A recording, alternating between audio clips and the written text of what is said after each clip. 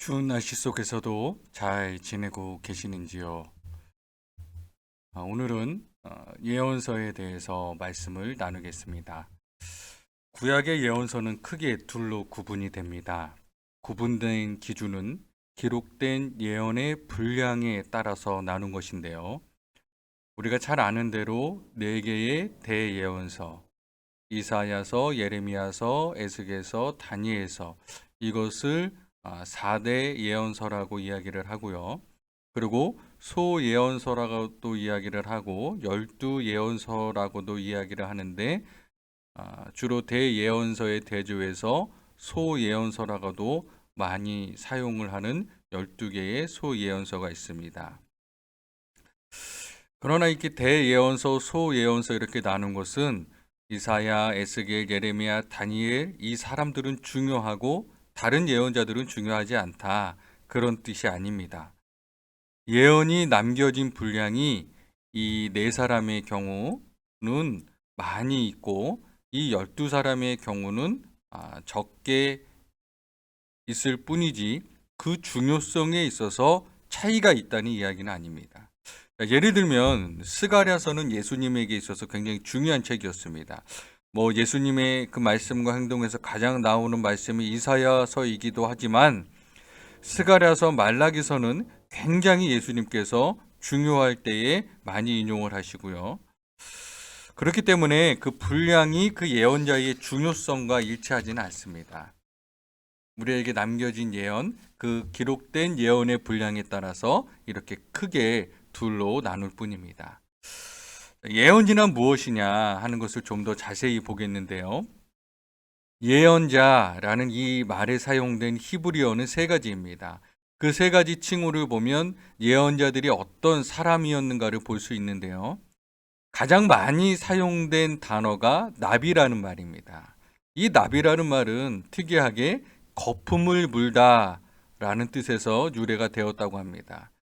그러니까 이 나비라고 하는 말을 사용한 이유는 우리가 추측해 보면 하나님의 영감에 사로잡혀서 그 말씀을 전하는 경우에 입에 거품이 생기는 이런 상황 때문에 이렇게 이름이 붙여졌는지도 모릅니다. 그래서 우리 성경에는 이 나비가 예언자라는 말로 번역이 되어 있고요.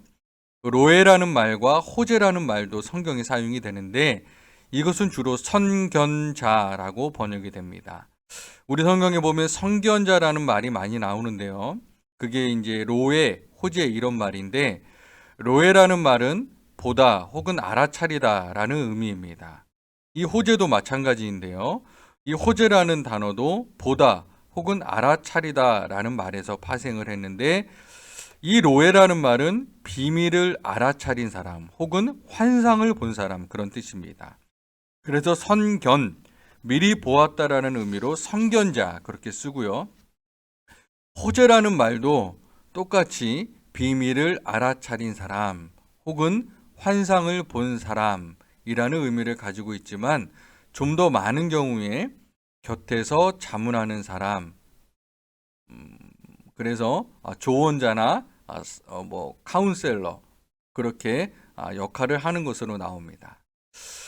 그래서 이 예언자 혹은 선견자가 누구냐라고 이야기했을 때 이 세 개의 단어만 가지고 우리가 생각을 해본다면 하나님의 말씀에 사로잡히거나 영적 비밀을 알아차린 사람 혹은 환상을 본 사람을 가리킨다고 볼 수 있습니다. 자, 이 사람들은 때로는 왕에게, 때로는 백성에게 조언하고 자문하는 그런 조언자 역할을 했다고 볼 수도 있습니다. 바로 그게 예언자입니다. 이 예언은 언제 시작이 되었느냐? 성경을 보면 사실 아브라함 때부터 예언은 시작이 되었습니다. 아브라함 이전에도 에녹도 예언자로 간주되기도 하는데요. 왜 그런가 하면 예언이라고 하는 것은 성령의 영감을 통해서 하나님의 말씀을 받는 것이죠. 그리고 그 어떤 환상을 보는 것인데 그렇게 본다면 태초부터 시작해서 새하늘과 새 땅이 이루어질 때까지 이것은 계속되게 되죠. 그러니까 이것은 인류 역사가 시작된 이후로부터 계속되었다고 봐야 되는데 그 중에 특별히 탁월했던 사람이 바로 모세라는 사람이죠. 모세는 왕과 제사장과 예언자의 역할을 다 행했던 사람입니다. 그런데 이 세 가지 역할은 이스라엘 역사에 있어서 제일 중요한 것이었죠. 이스라엘 역사의 제일 중요한 세 직분이 왕과 제사장과 예언자입니다. 자, 이 중에 제사장의 역할을 아론과 그 자손에게 맡기게 되죠. 그렇지만 어느 정도는 모세도 제사장의 역할을 하게 되고 예언자의 역할을 합니다. 그래서 신명기 마지막에 보면 모세에 대해서 이렇게 이야기를 합니다. 모세와 같은 예언자는 다시는 나타나지 않았다. 이렇게 이야기를 하죠. 그러니까 성경에서도 모세를 예언자라고 불렀고요. 그리고 사무엘 시대까지만 해도 이 세 가지 역할은 결합되어 있었습니다. 그래서 사무엘은 제사장의 역할도 했고 예언자의 역할도 하고 또 왕의 역할도 하게 되지요. 그러다가 사울이 첫 임금으로 세워지면서 왕의 역할이 분화가 됩니다. 분리가 됩니다.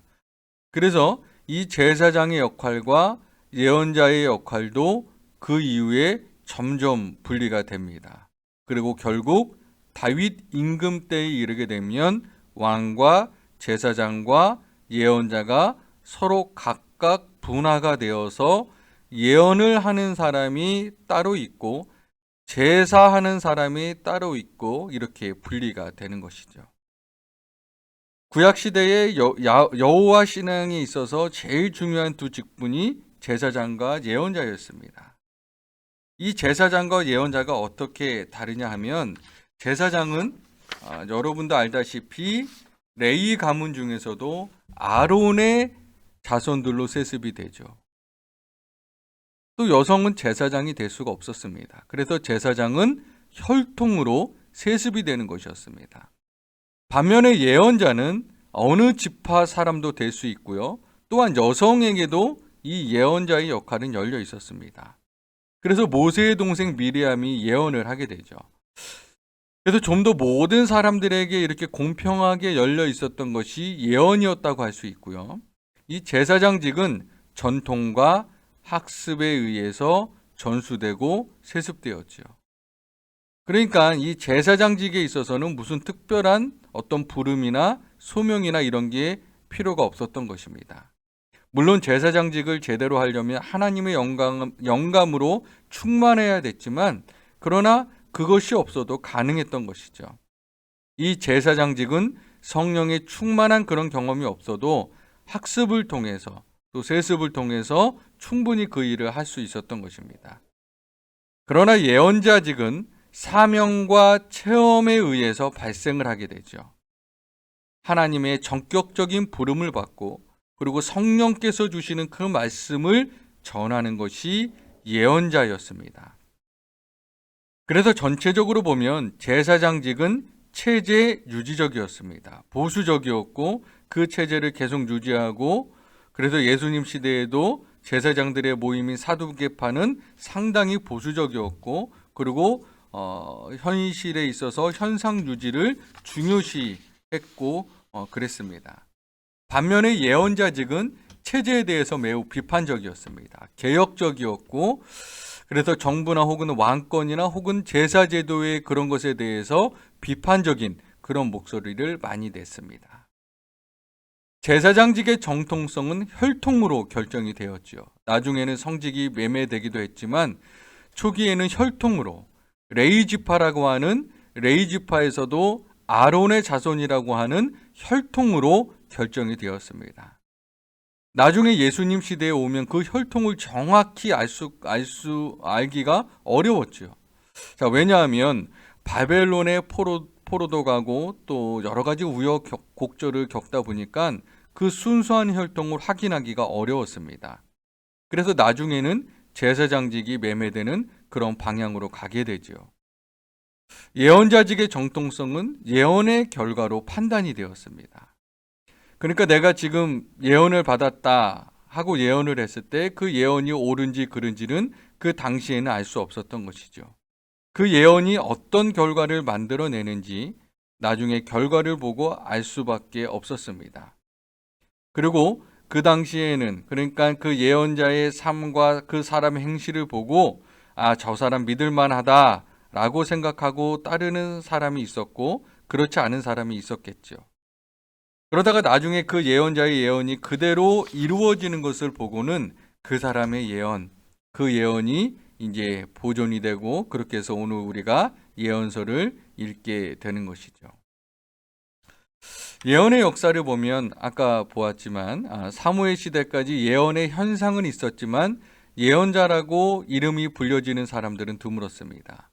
물론 예언의 활동에 자기의 모든 시간을 쏟는 그런 전문 예언자도 없지는 않았습니다. 그러나 대개는 간헐적으로 사람에게 내리는 그런 예언의 현상만 있었다고 보는 것이 옳고요.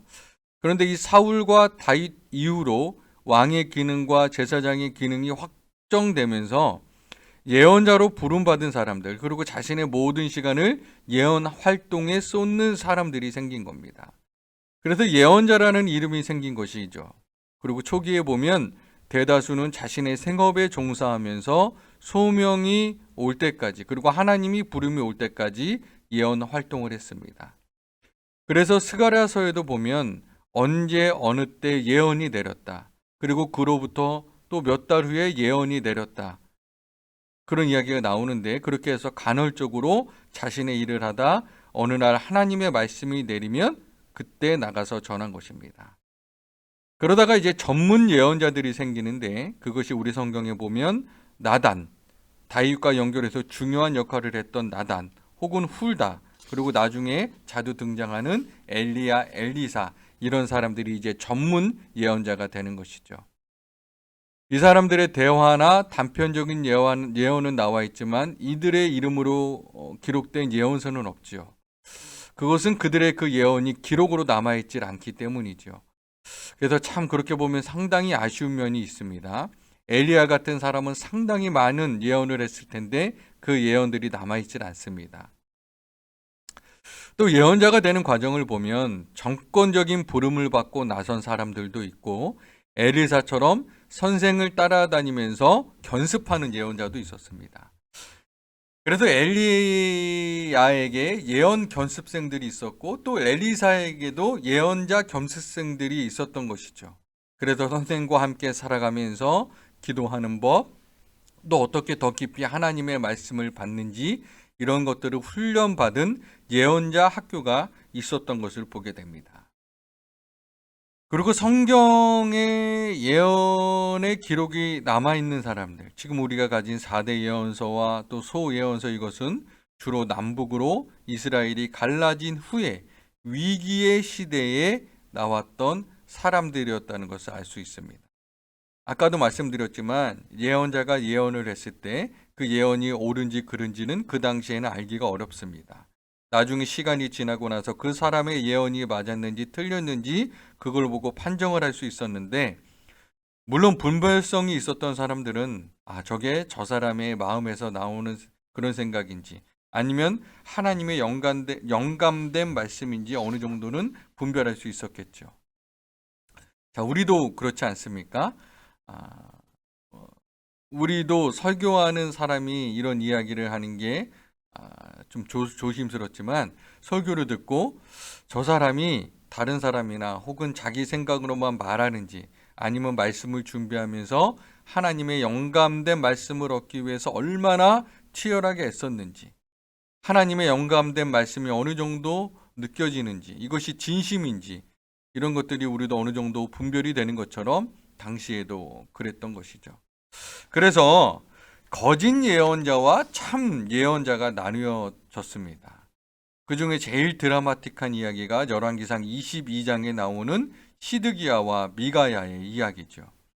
유다 왕 여호사밧과 이스라엘 왕 아합이 시리아와 전쟁을 하려고 할 때 이 전쟁을 해야 될지 말아야 될지 몰랐던 것이죠. 그래서 여호사밧이 아합 왕에게 그 예언자들을 불러주십시오, 그렇게 이야기를 합니다. 그랬더니 400명의 예언자들이 모였다, 그렇게 성경이 이야기합니다. 거기에 대표적인 사람이 시드기야였는데, 자, 이들에게 이 시리아와 전쟁을 하는 게 어떻겠느냐 그렇게 물어봤을 때 시드기야와 400명의 예언자들은 당연히 이깁니다 하면서 모두 다 전쟁을 하라고 아합 왕에게 이야기를 한 것입니다. 그런데 이 이야기를 여호사밧이 듣고 있다 보니까 뭔가 석연치 않은 겁니다. 400명이 다 똑같은 이야기를 하고 있는 게 이게 이상했던 것이죠. 이게 둘 중에 하나이지 않겠습니까? 완전한 거짓말이든지 완전한 진실이든지. 그런데 이 아합 왕이 굉장히 독재가 심했죠. 악한 왕이었죠.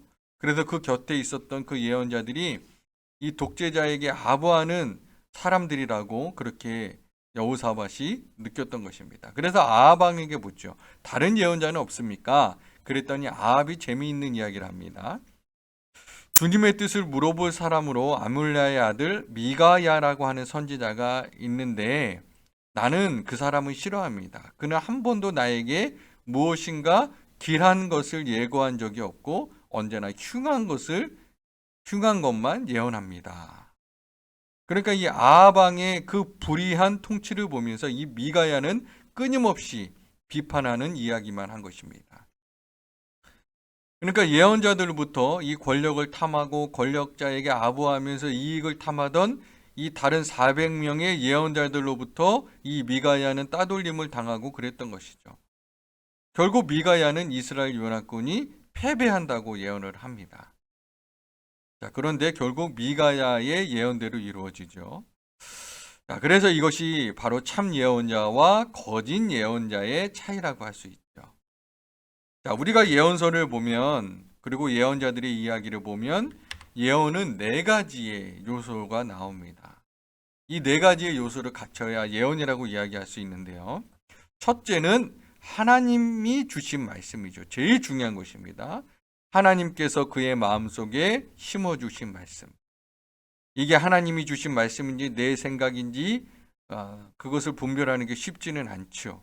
그렇기 때문에 정말 믿을 만한 예언자가 진실하게 그리고 신중하게 자기를 분별해서 자기의 생각이 하나님의 말씀으로 둔갑되지 않게 하는 그런 예언자의 치열한 노력이 필요했겠지요.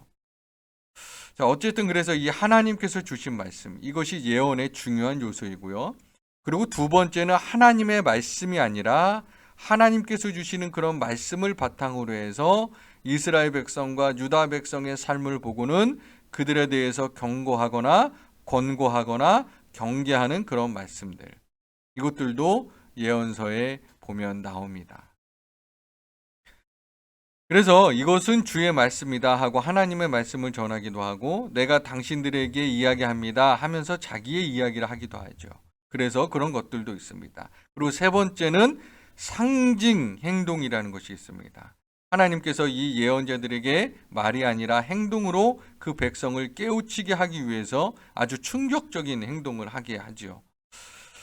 그 예가 예레미야 19장에 보면 항아리를 하나 사서 유다가 멸망할 것이라는 예언을 한 다음에 그것을 사람들 앞에서 와장창 깨트려 버리라라고 하는 그 명령을 하시죠. 그러니까 항아리가 깨지는 것처럼 유다가 망할 것이라고 하는 것을 아주 충격적으로 보여주는 것이죠. 에스겔도 보면 에스겔에게 상징 행동을 여러 번 요구하시는데요. 이것이 굉장히 어려운 일이었습니다. 그래서 그 상징 행동의 그 예를 보면 한 번은 왼쪽으로 1년 넘게 이스라엘이 받을 그 고난을 상징하기 위해서 왼쪽으로 누워서 390일을 살게 합니다. 또 유다를 위해서는 40일 동안 오른쪽으로 누워 있으라고 이야기하죠. 어마어마한 일이었죠. 그러니까 이런 거 보면 예언자로 부름받는 것이 결코 영예가 아니었다는 것을 알 수 있습니다.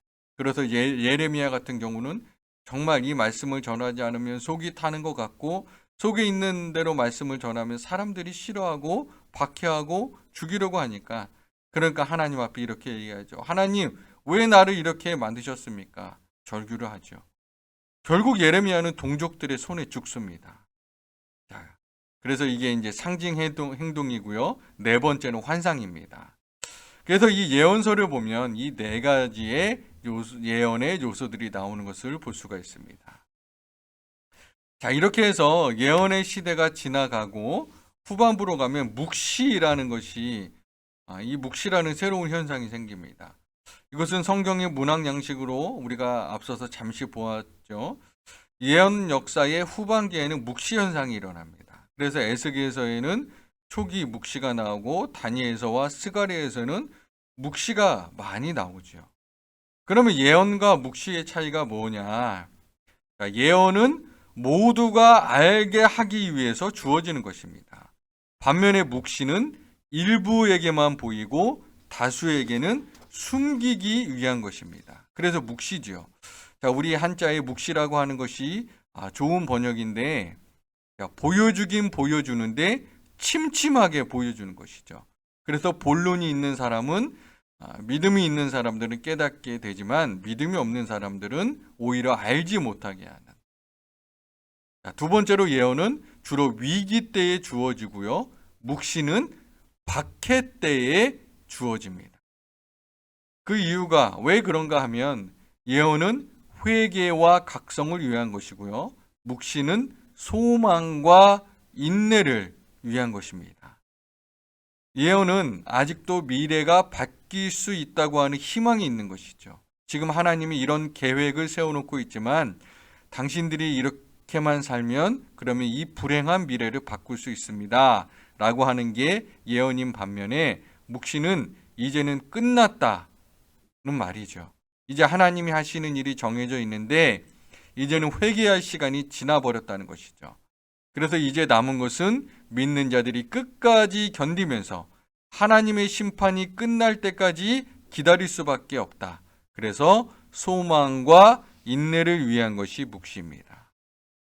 왜 묵시가 일부에게만 보이고 다수에게는 숨겨졌느냐? 그 이유는 이미 정해졌기 때문입니다. 그렇기 때문에 믿지 않는 사람들은 그것을 봐야 소용이 없는 것이죠. 그리고 예언은 주로 말씀으로 주어지고 묵시는 주로 환상으로 주어진다. 이것이 이제 묵시와 예언의 차이입니다. 예언자들의 활동 기간과 활동 지역을 보면 북왕국 이스라엘에서 활동하던 예언자가 아모스와 호세아 둘이고요. 나머지는 모두 남왕국 유다의 예언자들입니다. 그럴 수밖에 없는 것이 성경이 이렇게 남겨지고 쓰여지고 한 것이 주로 남한국 사람들에 의해서 이루어진 것이기 때문에 그런 차이가 있는 것이죠. 그리고 예언자들의 활동 시기를 보면 분열 왕국 시대, 아까 말씀드린 것처럼 대부분의 예언자들이 주로 이 패망하기 전에 위기의 시대에 주로 많은 예언자들이 나왔는데 그 이후에 유다가 망하고 바벨론 포로로 갔을 때, 예레미야는 유다가 망할 때부터 시작해서 포로기까지 연결된 사람이죠. 그리고 다니엘, 에스겔 이 사람들은 이제 포로기에 활동했던 사람들이고요. 학개, 스가랴, 말라기 세 예언자는 포로기 이후에 포로 생활이 끝나고 유다로 돌아왔을 때 행동했던 사람들입니다. 그러니까 예언자들이 활동했던 활동 기간은 위기의 시대라는 것이고 그것은 분열왕국 시대라는 것을 우리가 생각해야 되고 분열왕국 시대에 그리고 이스라엘과 유다의 패망기에 그리고 포로기에 이 예언자들이 활동했다는 것을 우리가 기억해야 될 필요가 있죠. 자, 그러면 예언자들이 어떤 메시지를 전했는가? 역사는 인간이 만드는 것이 아니고 무작위로 엮여지는 것도 아니다. 하나님께서 다스리시고 만들어 가신다. 이것이 예언자들이 전하는 중요한 메시지입니다. 그리고 그렇기 때문에 하나님은 당신의 백성에게 거룩하게 살 것을 요구하신다. 제사장의 나라로서 그 책임을 다하기를 요구하신다. 그렇기 때문에 하나님은 당신의 백성을 더 가혹하게 질책하십니다. 하지만 끝까지 버려두시지는 않는다. 언약 백성을 통해 인류를 구원하시려는 하나님의 계획에는 변함이 없다. 그리고 남은 자들, 이 남은 자들은 심판을 견디고 살아남은 사람들 중에 하나님께 돌아선 이들을 가리키는데 그들이 하나님의 거룩한 역사를 이어간다. 그리고 하나님의 구원 역사는 장차 임할 메시아를 통해 완성된다 하는 것이 예언자들의 메시지입니다. 이것이 신약 시대에 와서는 어떻게 되었느냐? 자, 우리가 잘 아는 대로 신약 시대는 성령의 시대입니다. 그렇기 때문에 신약 시대에는 예언이 모두에게 열려 있었습니다. 요에서 2장 23절에 보면 내가 모든 사람들에게 나의 영을 부어주겠다. 이것이 마지막 메시아 시대에 일어날 일이거든요. 그래서 사도 베드로는 이 오순절 성령 강림 사건 후에 솔로몬 행각에서 설교하면서 이 요엘의 예언이 우리 가운데 이루어진 것이다. 그래서 과거에는 전문 예언자들이 따로 있었지만 이제는 모든 사람이 누구든 예언할 수 있다. 그래서 예언이 신약 시대에는 성령의 여러 가지 은사 중에 하나로 인정을 받은 것입니다. 그래서 바울 사도가 고린도전서 14장 37절에서 한 말을 보면 이렇게 말합니다. 만일 누구든지 자기를 선지자나 혹은 신령한 자로 생각하거든 내가 너희에게 편지하는 이 글이 주의 명령인 줄 알아. 무슨 뜻입니까? 자신이 지금 이 고린도전서를 쓰고 있는 것은 자신의 생각으로 쓰는 것이 아니라 예언하고 있다는 뜻이죠. 하나님이 주신 말씀을 쓰고 있는 거라는 이야기입니다. 물론 자신의 생각으로 쓰고 있지만 그 안에 하나님의 영감이 담겨 있다는 말이죠. 그래서 이 예언자라고 하는 것이 이제는 평신도, 누구든지 믿는 사람이면 다 할 수 있는 것이죠. 그러면서 그 다음에 뭐라고 합니까? 그런즉 내 형제들아 예언하기를 사모하며 방언 말하기를 금하지 말라. 이 예언은 미래에 대해서 알아맞추는 그런 예언이 아니라 물론 그런 예언도 있지만 그러나 신약 성경에서 말하고 있는 예언은 오늘 우리 공동체에게 하시는 하나님의 말씀을 전하는 것이 바로 예언이죠. 그래서 오늘날의 예언은 뭐냐? 성령의 역사는 예전과 동일합니다. 물론 세대주의자들이라는 이단은 이 신약 시대와 오늘의 시대가 다르다. 그래서 성령이 전격적으로 역사하신 것은 신약 시대, 사도 시대로 끝나고 그 이후에는 성령은 그렇게 역사하지 않는다. 이렇게 주장을 합니다. 그것이 이제 세대주의라고 하는 것인데 우리 정통 기독교와는 다른 것이죠. 성령의 역사는 예전과 동일하고 예언의 은사는 지금도 주어진다. 이것이 올바른 이야기입니다. 예언자라는 직함은 정통교회에서는 인정하지 않습니다. 예언의 은사는 인정하지만 물론 예언의 은사까지도 인정하지 않는 굉장히 보수적인 교단도 있지만 성령의 은사는 사도시대에 끝났다고 주장하는 그런 교파도 있지만 대부분의 교회에서는 예언의 은사를 인정하지만 예언자라는 그런 직함은 인정하지 않죠. 대신에 교회에서 선포되는 설교를 하는 담임 목사가 그러니까 설교가 담임 목사가 하든 아니면 평신도가 하든 간에 설교가 예언의 기능을 한다고 보는 것이 정통 기독교의 이론입니다. 자, 왜냐하면 이 예언은 미래의 일을 맞추는 것이 아니라 지금 하나님께서 우리 성도들에게 무엇을 기대하시고 무엇을 원하느냐를 말씀하는 것이 설교이기 때문에 이 설교가 예언의 기능을 한다고 보는 것이죠. 그래서 하나님의 말씀에 근거해서 회중을 책망하거나 격려하거나 위로하는 그런 기능이 이 설교에 있기 때문에 설교가 예언의 기능을 가진다. 그렇게 이야기를 할 수 있는 것이죠. 그리고 종말과 재림에 대한 예언은 이미 성경에 있는 것으로 충분하다고 믿는 겁니다. 그렇기 때문에 그 이후에 이 종말이나 재림에 대한 예언은 필요가 없는 것이죠. 그런데 지난 2000년 동안 수많은 사람들이 그 재림의 시간을 내가 알았다고 주장하면서 그것이 예언이라고 이야기를 했죠. 그런데 그 모든 주장이 다 거짓으로 드러났죠. 성경은 그 시간이 예측하지 않습니다. 다만 그 시기의 징조만을 알려주시면서 깨어있으라고 이야기를 하죠. 그렇기 때문에 종말, 재림의 시간을 예고하는 식의 시한부 종말론은 아무리 대단한 사람이 나타나서 이야기를 한다고 해도 이미 그것은 틀렸고 거짓인 것이죠. 왜냐하면 성경에 이미 다 나타나 있기 때문이다.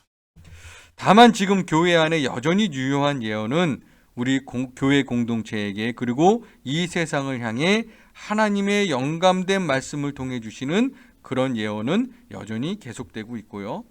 또 때때로 깊은 기도의 사람들이 그런 미래에 하나님이 하실 일에 대해서 예언하는 사람들이 종종 있죠. 자, 우리도 종종 주위에 보면 예언의 은사를 가진 사람이 있는 것을 보게 되죠.